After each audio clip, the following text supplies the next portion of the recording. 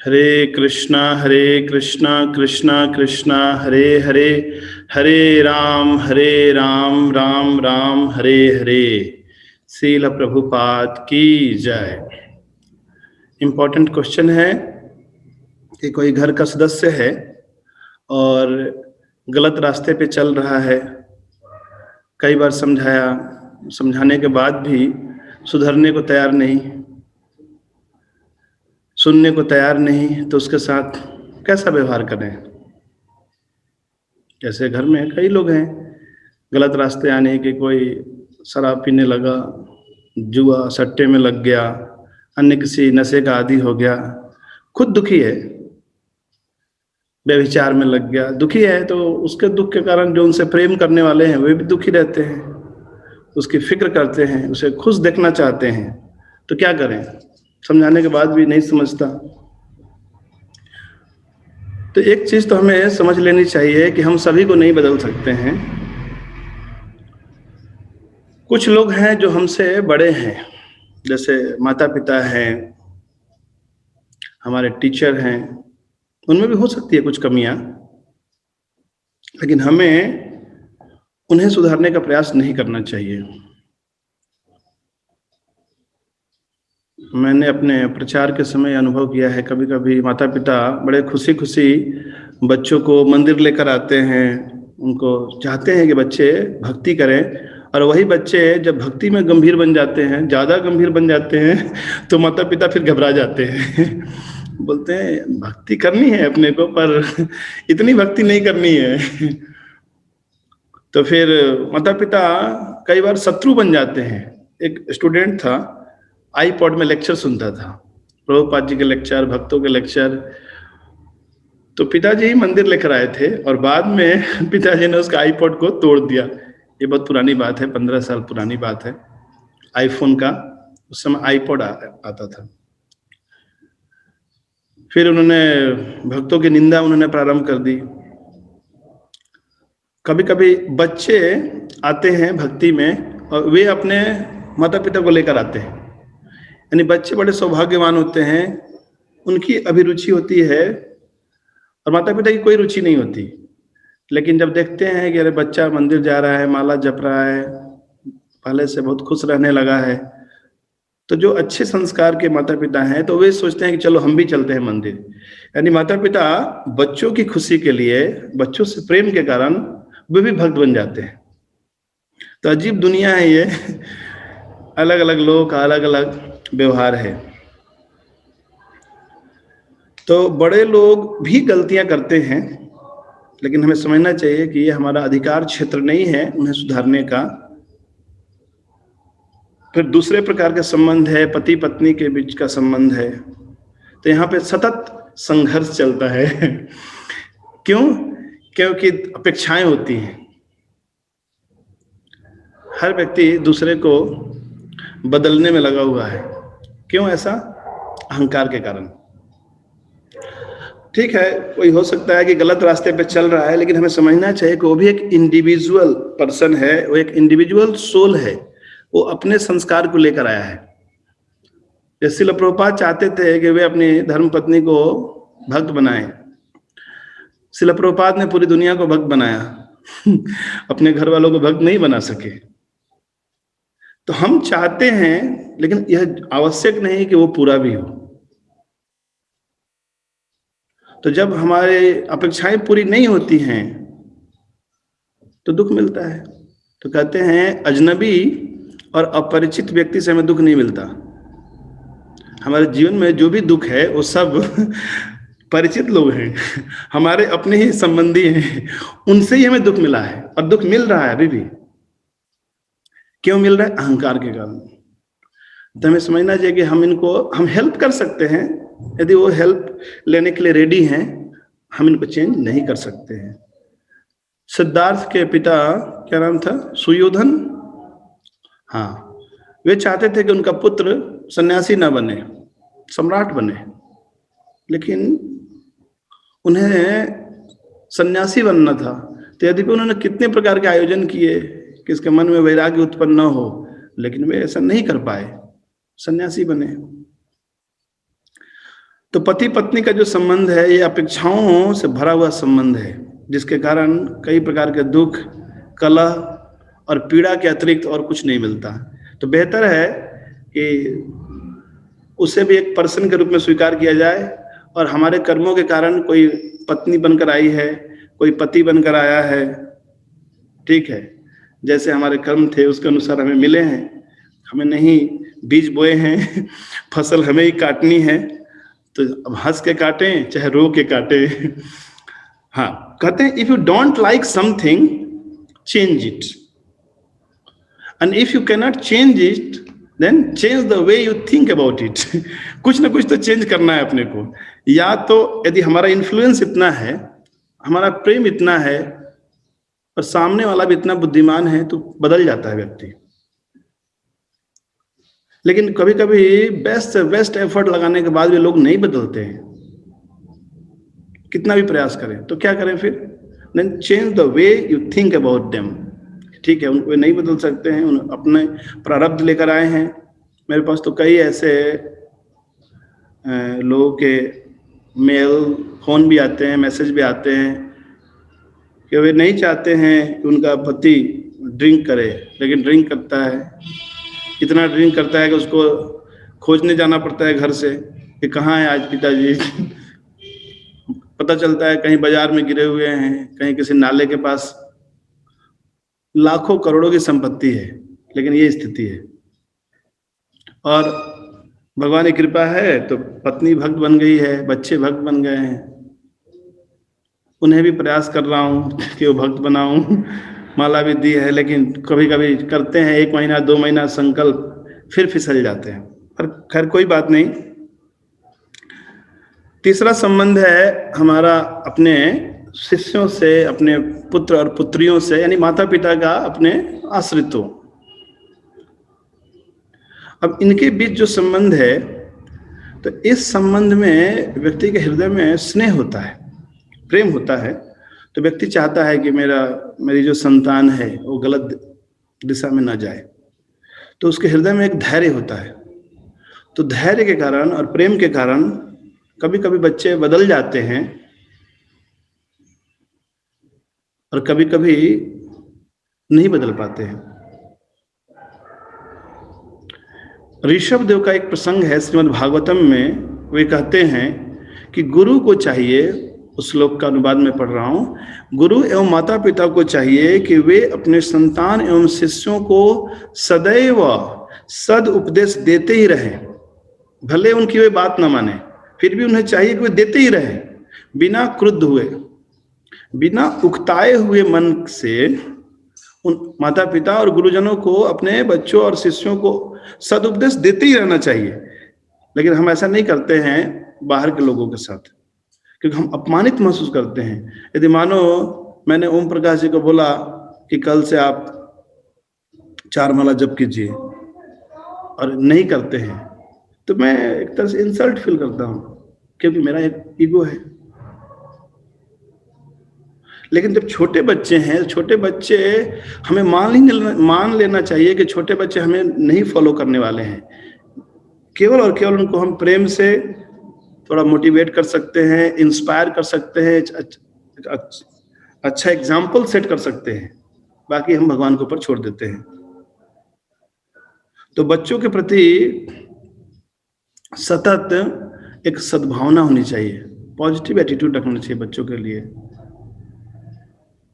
कहते हैं it is not very hard to sacrifice for someone whom we love।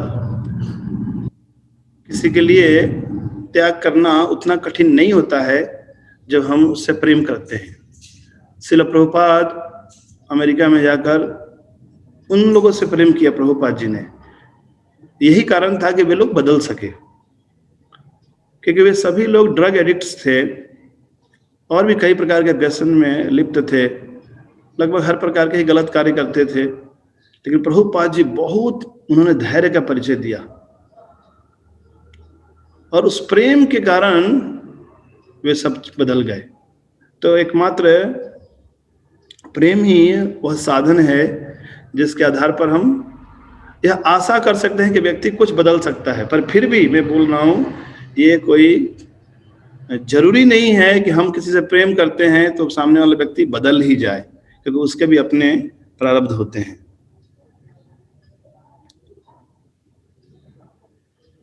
Yudhishthir महाराज कौरवों से भी प्रेम करते हैं।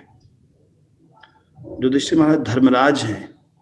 कई मौके थे जहां पर उन्हें अपमानित किया गया, he was cheated, defamed, accused, abused, लेकिन फिर भी उनके हृदय में जो एक सद्भावना थी कौरवों के प्रति, वो सद्भावना नहीं बदली, सद्भावना बनी ही रही। लेकिन फिर भी एक समय ऐसा आ गया कि जब युद्ध करना सुनिश्चित हो गया।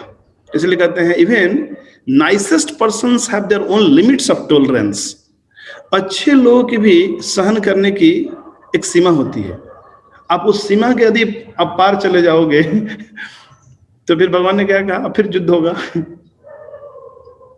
प्रारंभ में जब भीम को उन्होंने लड्डू में जहर मिलाकर दिया, मारने का प्रयास किया, बांधकर पानी में फेंक दिया, घर में आग लगा के मारने का प्रयास किया, ये सब बातें पता थी युधिष्ठिर महाराज को। लेकिन सब चूंकि युधिष्ठिर महाराज बच गए, भीम भी बच गया, सब भाई थे कुशल, तो उन्होंने कहा ठीक है, घर की बात है, भूल जाओ इसे, चलो हम इसका बदला नहीं लेंगे, तो हम जीवित हैं अभी। नहीं, उन्होंने कोई भी बैर की गांठ अपने हृदय में नहीं रखी। लेकिन जब भरी सभा में उनकी पत्नी का इस प्रकार अपमान किया गया, तो वहां पे ही भगवान ने भविष्यवाणी कर दी थी कि सब लोगों ने, जो भी उस सभा में उपस्थित थे, जिन्होंने विरोध नहीं किया था इस दुर्व्यवहार का, सबकी आयु उसी समय क्षीण हो गई थी। तो कहते हैं कि हमें अच्छे लोगों को ही सुधारने का प्रयास करना चाहिए, जो सुधरना चाहते हैं। कहते हैं don't instruct a fool, he will hate you, instruct a wise person, he will appreciate you. तो मूर्ख व्यक्ति को सदुपदेश देने का प्रयास नहीं करना चाहिए, वो और घृणा करेगा आपसे, द्वेष करेगा। बुद्धिमान होगा, उसके हित की बात करेंगे, वो सुधर जाएगा, वो ग्रेटफुल होगा आपके लिए। इसलिए हम सभी को नहीं सुधार सकते हैं। चौथे प्रकार के संबंध है हमारे मित्रगण। अब अलग अलग प्रकार के मित्र होते हैं। तो मित्रता हम क्यों स्थापित करते हैं? ताकि ये हमारे काम आएगा, हम इसके काम आ सके। तो बेस्ट है कि हम किसी के काम आ सकें, किसी से कोई अपेक्षा मत रखो। जितनी अपेक्षाएं रखेंगे उतना हमारे जीवन में तनाव बढ़ेगा, उतना दुख बढ़ेगा। क्योंकि अपेक्षाओं पे जो निर्मित संबंध है, उससे सिवाय दुख के और कुछ नहीं मिलता है। जितनी अपेक्षाएं उतना ही दुख। इसलिए कहते हैं भला करो और भूल जाओ, नेकी कर दरिया में डाल। देखो फैमिली ट्रिप जाती है ना, बाहर जाते हैं हम लोग घूमने के लिए, सब गए हैं, हम भी जाते पहले गए थे। तो फादर खर्च करते हैं, होटल का खर्चा है ना, खाने पीने का खर्चा, ये बस का खर्चा, ये कार का खर्चा। तो क्या हिसाब रखते हैं कि हमने पत्नी के ऊपर इतना खर्च किया, बच्चों के ऊपर इतना खर्च किया? नहीं करते हैं, क्योंकि प्रेम है।